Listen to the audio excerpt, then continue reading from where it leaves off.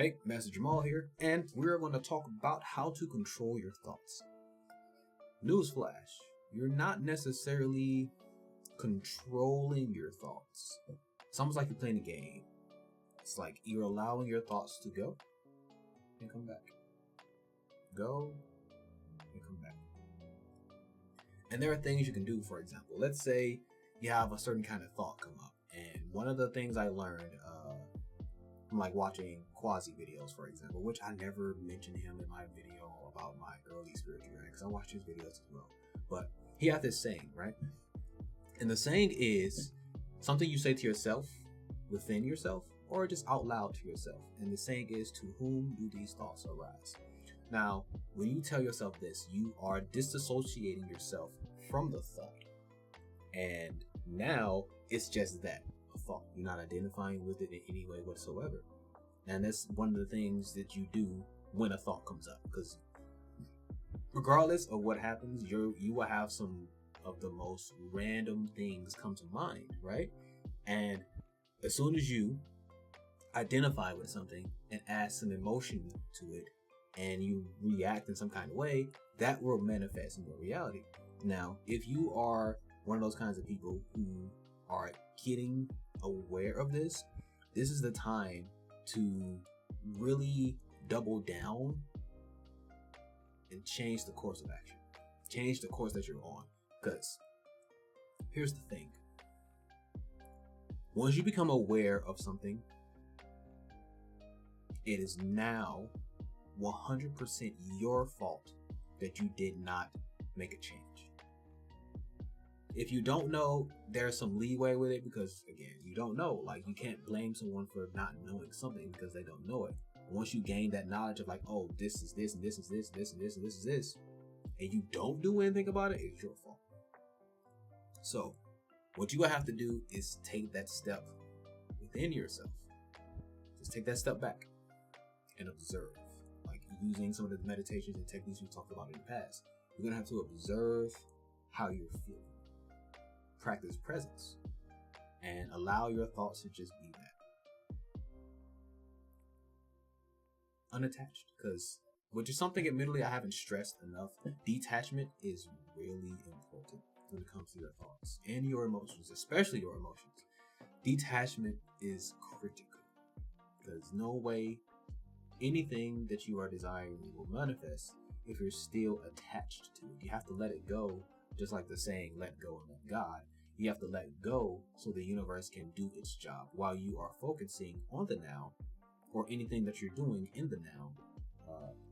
Referring to that story I told a while back about how I manifested some pizza because I was so focused on what I was doing in the now that I didn't care about it. I wasn't thinking about it.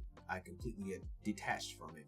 And literally 4 hours later, in that instance, since pizza is a small amount of energy, which is why I recommend it if anyone heard me, saw that part of the video up to that point or whatever.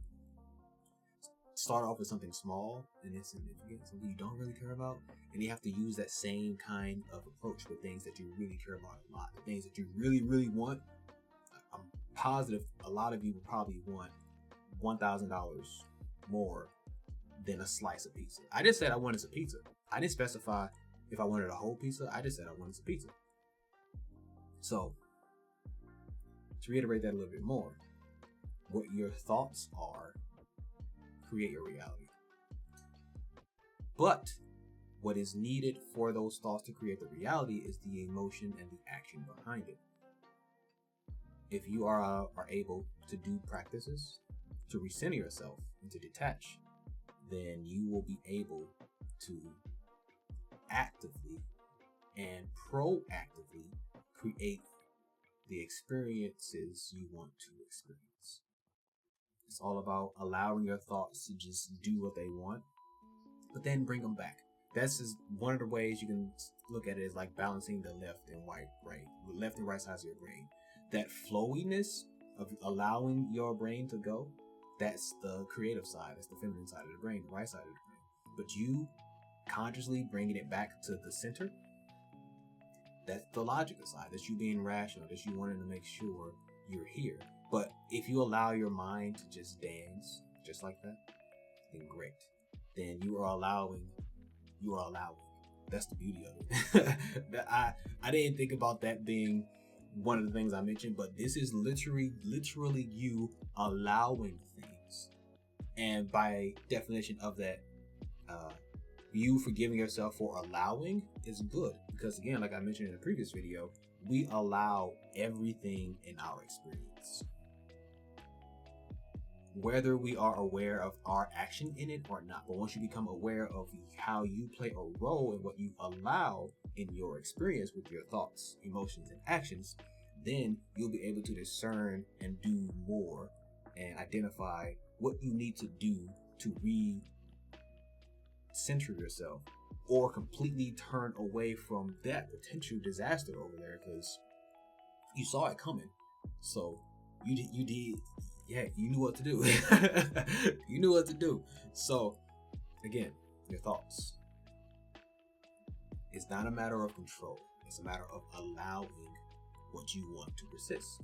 Because I'm gonna say it again, where focus goes, energy flows. If you're gonna focus a lot on a particular thing, let that thing be the things that you are wanting. But remember, you have to be detached from it as well. So as soon as you send that intention out there to the universe to deliver the package to you, you just have to go about your day. Allow your thoughts to go wherever. And let's say one of your thoughts are something that is really undesirable. So what? It's just a thought. It could be like the most heinous and tragic thing you could ever experience. So what? It's just a thought. To whom did this thought arise?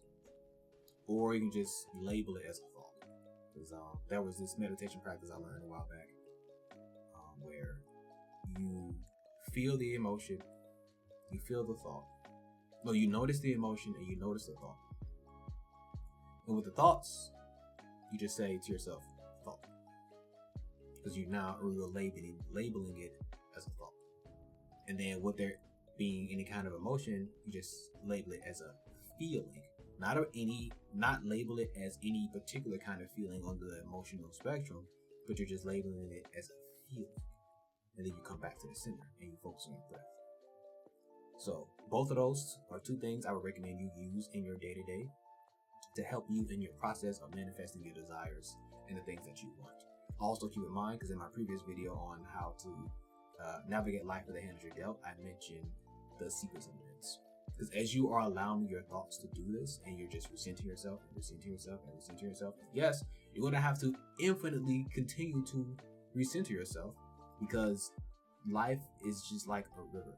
There are going to be obstacles along the way, and it's all up to you, the pilot or the captain of this ship, or let's stay right here, or the user of your life deck, to make the best decisions at all times, or as many favorable decisions as possible. Because regardless of what happens, you are the operator, you are the creator and the co-creator of your existence.